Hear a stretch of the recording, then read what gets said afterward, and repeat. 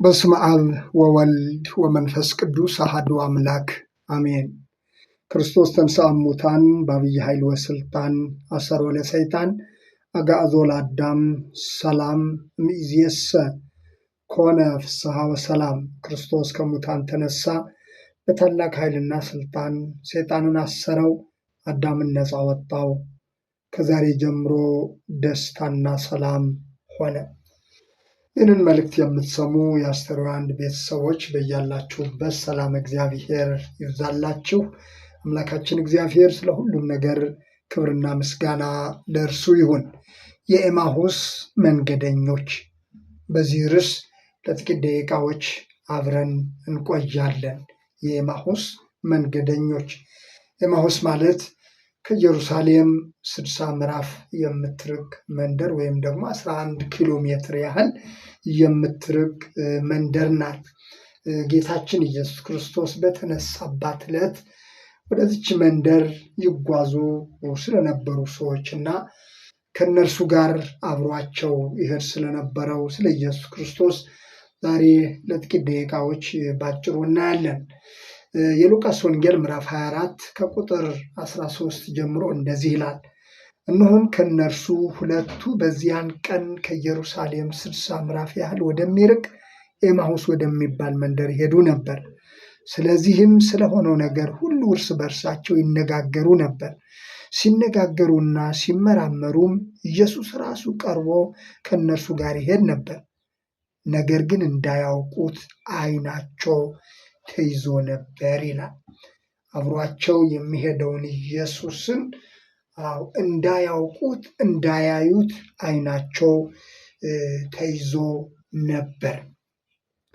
እንግዲህ ከዚህ ክፍል ላይ መድኃኒታችን ኢየሱስ ክርስቶስ ራሱን ካልገለጠ በቀር ሰው በራሱ እውቀትና ችሎታ ጥበብ ክርስቶስን ማየትም ሆነ ማወቅ እንደማይችል የምናይበት የምንማርበት ክፍል ነው። ኢየሱስ ራሱን ለሰው ልጆች ካልገለጠ በስተቀር ማንም በራሱ እውቀትና ችሎታ ኢየሱስ ማን እንደሆነ ማወቅና ማየት አይችልም። በተመሳሳይ ሁኔታ በዮሐንስ ወንጌል ምዕራፍ 20 እና ምዕራፍ 21 ላይም ስለ ማርያም መግደላዊትና ስለ ደቀ መዛሙርቱ የተገለጸን ታሪክ እናገኛለን።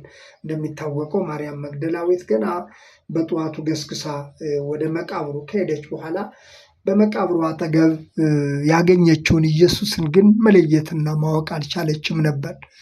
እንዲያውም የጌታዬን ሥጋ እወስደዋለሁኝ እባክህ ስጠኝ እያለች ኢየሱስ የአትክልት ጠባቂ መስሏት ከኢየሱስ ጋር እየተነጋገረች ነገር ግን ኢየሱስን ማየትና ማወቅ አልቻለችም ነበር። ጌታ ሆይ እባክህን ሥጋውን ወስደዋለሁኝ እባክህን አንተ ወስደሆ እንደሆነ ስጠኝ እያለች በለቅሶ ሆና ስቅስቅ እያለች ኢየሱስን የአትክልት ጠባቂ መስሏት ተጠይቀው ነበር። ኢየሱስ ራሱን በገለጠላት ጊዜ ማርያም ባላት ጊዜ ግን ረቡኒ መምህር ሆይ በማለት ኢየሱስ መሆኑን እንደለየችውና እንዳወቀችው ዮሐንስ ወንጌል ምዕራፍ 20 ላይ ተገልጾ የምናገኘው ነው። ደቀ መዛሙርቱም በተመሳሳይ ሁኔታ በዮሐንስ ወንጌል ምዕራፍ 21 ላይ ጌታ ከተነሳ በኋላ በጥብርያዶስ ባሕር አጠገብ አሳ ለማጥመድ ወዲያና ወዲህ ሲሉ አድሮ ኢየሱስን አጠገባቸው ላይ ቆሞ ባዩት ጊዜ ኢየሱስ መሆኑን አላወቁትም። እርሱ ራሱን በገለጠላቸው ጊዜ ግን ጌታ እኮ ነው በማለት ኢየሱስን ማወቅና መለየት ችለዋል። ስለዚህ የመድኃኒታችን የኢየሱስ ክርስቶስን ማንነት ለማወቅና ለማየት መንፈሳዊ መገለጥ ወይም ደግሞ አስተርእዮ ያስፈልጋል ማለት ነው። ክርስቶስ ራሱ ካልገለጠልን በስተቀር ሰው በራሱ እውቀት ክርስቶስን ማወቅና መለየት ማየትም አይችልም። አሳዳጅ የነበረው የቤተ ክርስቲያን አሳዳጅ የነበረው ክርስቲያኖችን ሊገድል ሲጣደፍ ለነበረው ሳውል ራሱ ክርስቶስ ራሱን በገለጠለት ጊዜ ነበር ሐዋርያ ዮሐንስ የወንጌል አገልጋይና ሐዋርያ መሆን የቻለው። ክርስቶስ ራሱን ባልገለጠበት ጊዜ ግን ሐዋርያው ጳውሎስ ወይም ሳውል ምን አይነት ሕይወትና ማንነት እንደነበረው የሚታወቅ ነው። ራሱ ጳውሎስ እንደተናገረው ልጁን በእኔ ሊገልጥ በወደደ ጊዜ ይላል ገላትያ ላይ፣ ልጁን በእኔ ሊገልጥ በወደደ ጊዜ እግዚአብሔር ልጁን በሐዋርያው ጳውሎስ ሕይወት ከገለጠ በኋላ ግን ለወንጌል ታማኝና እስከ ሞት ድረስ ለእግዚአብሔር ታማኝ እንደነበረ የሚታወቅ ነው።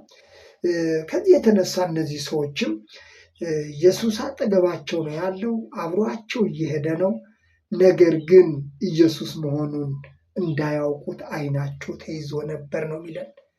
አሁን ከዚህ በኋላ ኢየሱስ እንዲህ አላቸው፣ እየጠወለጋችሁ ስትሄዱ እርስ በርሳችሁ የምትነጋገሯቸው እነዚህ ነገሮች ምንድን ናቸው አላቸው።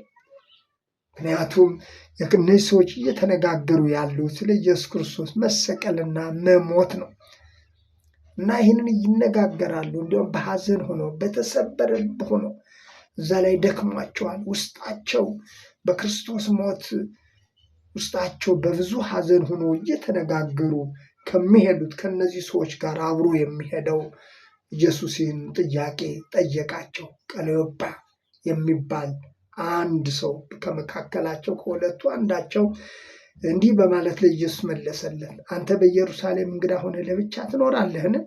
በእነዚህ ቀኖች በዚያ የሆነውን ነገር አታውቅምን?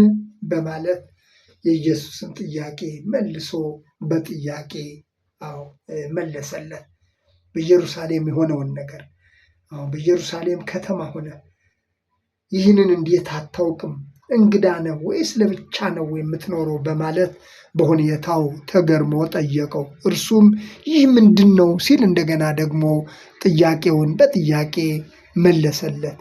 እነርሱም እንዲህ አሉት ይላል፣ በእግዚአብሔርና በሕዝቡ ሁሉ ፊት በሥራና በቃል ብርቱ ነቢይ ስለነበረው ስለ ናዝሬቱ ስለ ኢየሱስ ነው። እርሱንም የካህናት አለቆችና መኳንንቶቻችን ለሞት ፍርድ እንዴት አሳልፈው እንደሰጡትና እንደሰቀሉት ነው። እኛ እያወራን ያለ ነው፣ እየተነጋገርን ያለ ነው በዚህ ዙሪያ ነው። እኛ ግን እስራኤልን እንዲቤዥ ያለው እርሱ እንደሆነ ተስፋ አድርገን ነበር። ዳሩ ግን ከዚህ ሁሉ ጋር ይህ ከሆነ ሦስተኛ ቀን ነው። በእግዚአብሔርና በሰው ፊት ብርቱ ስለሆነው ስለ ነቢዩ እስራኤልን ይቤዣታል ያልነው እርሱ ተስፋ አድርገነው የነበረው እርሱ በካህናት አለቆችና በመኳንንቶቻችን በኩል ለሞት ተላልፎ ስለተሰጠ ይህ አሳዝኖን በዚህ ዙሪያ ነው እየተነጋገርን ያለ ነው። ይህ ከሆነ ደግሞ ዛሬ ሦስተኛ ቀን ነው በማለት ተረከለት። በመቀጠልም ከኛ መካከል ማልደው ከመቃብሩ ዘንድ የነበሩት አንዳንድ ሴቶች ደግሞ አስገረሙን። ስጋውን ባጡ ጊዜ ሕያው ነው የሚሉ የመላእክት ራእይ ደግሞ አየን ሲሉ መጥቶ ነበር። ከኛም ጋር ከነበሩት ወደ መቃብሩ ሄደው ሴቶች እንደተናገሩት ሆነው አገኙት፣ እርሱን ግን አላዩትም በማለት የተሰቀለውና የሞተው አሁን ደግሞ ተነስቷል እየተባለ እንደሚነገር የኢየሱስ ክርስቶስን ታሪክ መሰቀል መሞቱንና አሁን ደግሞ ተነስቷል የሚሉ ሰዎች እንዳሉ ይህ ደግሞ እንዳስገረማቸው ታሪኩን በዝርዝር ነገሩት። እንግዲህ ይህንን ሁሉ ታሪክ የሚነግሩት መሰቀል፣ መሞት፣ መነሳቱን ሁሉ የሚናገሩት ለራሱ ለተሰቀለው ለኢየሱስ ክርስቶስ ነው። አብሯቸው ለሚሄደው ለኢየሱስ ክርስቶስ ነው ይህንን ሁሉ ታሪክ የሚተርኩለት። በቤተ ክርስቲያናችን ሊቃውንት ስለ ዮሴፍ የተነገረ አንድ ቅኔ አለ። ሞተ ዮሴፍ አኀዊሁ ነገርዎ ለዮሴፍ የሚል የዮሴፍን ሞት ወንድሞቹ ለዮሴፍ ነገሩት የሚል ነው። እንደሚታወቀው በኦሪት ዘፍጥረት ላይ የዮሴፍ ወንድሞች ወንድማቸውን ዮሴፍን ወደ ግብፅ ሀገር በ20 ብር ከሸጡት በኋላ ለአባታቸው ሞቶ አገኘ ነው፣ አውሬ በልቶት አገኘ ነው በማለት አረዱት። ከብዙ ጊዜ በኋላ ግን በከነዓን ረሃብ ገባና እህል ሸመታ ወደ ግብፅ ሀገር በሄዱበት ሰዓት በዚያ በግብፅ ሀገር ትልቅ ባለስልጣን ሆኖ ያገኙት ዮሴፍን ነው። ዮሴፍን እነርሱ አላወቁትም፣ አልለዩትም። ዮሴፍ ግን ወንድሞች መሆናቸውን ለይቷቸዋል። እና አመጣጣቸውን ከየት እንደመጡ ታሪካቸውን ሲጠይቅ ሽማግሌ አባት እንዳላቸው እንደገና ደግሞ አንድ ታናሽ ወንድም እንደነበራቸውና እንደሞተ ለዮሴፍ ይህንን የዮሴፍን ሞት አረዱት። እነዚህ ሊቃውንት አባቶቻችን ምን አሉ? ሞተ ዮሴፍ ሀውዩ ነገርዎ ለዮሴፍ፣ የዮሴፍን ሞት ወንድሞቹ ለዮሴፍ ነገሩት በማለት የተቀኙት ቅኔ ነው። እዚህ ላይም የምናየው ይህ ክፍል የኢየሱስ ክርስቶስን መሰቀልና መሞት ትንሣኤውን ነው እነዚህ ሰዎች ለኢየሱስ ክርስቶስ እየተረኩለት ያለው። ከዚህ በኋላ መድኃኒታችን ኢየሱስ ክርስቶስ የሆነውን ሁሉ ከሰማ ከአንደበታቸው ከሰማ በኋላ እናንተ የማታስተውሉ አላቸው። ነቢያትም የተናገሩትን ሁሉ ልባችሁ ከማመን የዘገየ ክርስቶስ ይህን መከራ ይቀበል ዘንድና ወደ ክብሩ ይገባ ዘንድ ይገባው የለምን አላቸው። ከሙሴና ከነቢያት ሁሉ ጀምሮ ስለ እርሱ በመጽሐፍ የተጻፈውን ሁሉ ተረጎመላቸው። ወደሚሄዱበት መንገድ ከቀረቡ በኋላ ግን እነዚህ ሰዎች ኢየሱስ አልፏቸው የሚሄድ ወደ ሩቅ መንገድ የሚሄድ መሰላቸው። ከዚህ የተነሳ ሰዓቱ መሽተዋል፣ ከኛ ጋር ደር፣ ማታው ቀርበዋል፣ ቀኑም ሊመሽ ቀርበዋልና ብለው ግድ አሉት ይላል። ከእነርሱ ጋር ሊያድር ገባ፣ ግድ አሉት።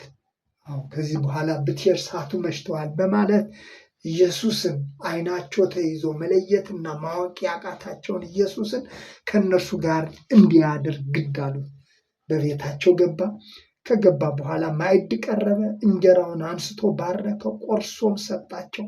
በዚህም ጊዜ ዓይናቸው ተከፈተ፣ አወቁትም ይላል። አወቁትም። እነዚህ ሰዎች አንዱ ትልቁ ነገር ያደረጉት ግድ ማለታቸው፣ ከኛ ጋር ደር ማለታቸው ትልቁ ነገር ነው። የሚፈልጉኝ ያገኙኛል ተብሎ እንደተጻፈው ኢየሱስን ፈለጉት፣ ከኛ ጋር ደር ብለው ግድ አሉት። ስለዚህ ባሉት መሰረት በቤታቸው ተገኘ። በማዕድም ቀርቦ ባርኮ በሰጣቸው ጊዜ ዓይናቸው ተገለጠ፣ አዩትም ነው የሚለን። መፈለግ መልካም ነው። እርሱን ለማወቅ እርሱን ለማየት መፈለግ መጓጓት መልካም ነው። ከዚህ ውጭ ግን ሰው በራሱ ኢየሱስ ክርስቶስን ማወቅም ሆነ ማየትን እንደማይችል ይህ ቃል ያስረዳናል። በእውቀታችን ልክ፣ በጥበባችን ልክ፣ በችሎታችን ልክ ኢየሱስን ማወቅም ሆነ ማየት አይቻልም። ምክንያቱም እርሱ ራሱን ካልገለጠልን በስተቀር ዛሬም ማየት እንደማንችል ማወቅ እንደማንችል የሚያስረዳ ነው። በመጽሐፍ ቅዳሴያችን በቅዳሴ ጊዜ የተጻፈ ቃል አለ። ሀበነ እግዚኦ አዕይንተ አእምሮ ወትረኪያከ ይርአያ፣ ሁል ጊዜ አንተን የሚያዩ የእውቀት ዓይኖችን ስጠን። አንተን ሁል ጊዜ ማየት የሚያስችላቸውን የእውቀት ዓይኖችን ስጠን ተብሎ የተጻፈ ነው። ስለዚህ እርሱን ማየት እርሱን ማወቅ የምንችለው ራሱን ሲገልጥልን ስለሆነ ራስን ግለጥልን ብለን ልንጸልይ፣ እንደ ኤማሁስ መንገደኞች ከኛ ጋር እደር፣ ከኛ ጋር ሁን፣ ከኛ ጋር ኑር ብለን እርሱን ልንፈልገው እንደሚገባም እንማራለን። መድኃኒታችን ኢየሱስ ክርስቶስ በዮሐንስ ወንጌል ምዕራፍ 17 ቁጥር 17 ላይ እውነተኛ አምላክ ብቻ የሆነ አንተን የላከውንም ኢየሱስ ክርስቶስን ያውቁ ዘንድ ይላል። የላከውን ኢየሱስ ክርስቶስም ያውቁ ዘንድ በማለት የጸለየው ጸሎት አለ። እንግዲህ እርሱን ማየት እርሱን ማወቅ ትልቁ የክርስትና ሕይወታችን መሰረት እንደሆነ፣ ማመናችን እርሱን ለማወቅ ማመናችን እርሱን ለማየት እንደሆነ እንማራለን፣ እንረዳለን። ስለዚህ እነዚህ ሰዎች በራሳቸው እውቀት በራሳቸው ችሎታ ኢየሱስን ማየትም ሆነ ማወቅ አልቻሉም ነበር፣ መለየት አልቻሉም ነበር። እርሱ ራሱን በገለጠላቸው ጊዜ ግን እርሱ መሆኑን አወቁ። እርሱ መሆኑን ዓይኖቻቸው ተከፍተው አዩ። እኛም የትንሣኤውን ጌታ ሞትን ድል አድርጎ የተነሳውን የትንሣኤውን ጌታ ማየት ማወቅ እንድንችል የእግዚአብሔር ጸጋና ምሕረት ሁላችንንም ይርዳን። ስለነበረን ጊዜ እግዚአብሔር ስም የተመሰገነ ይሁን። አሜን።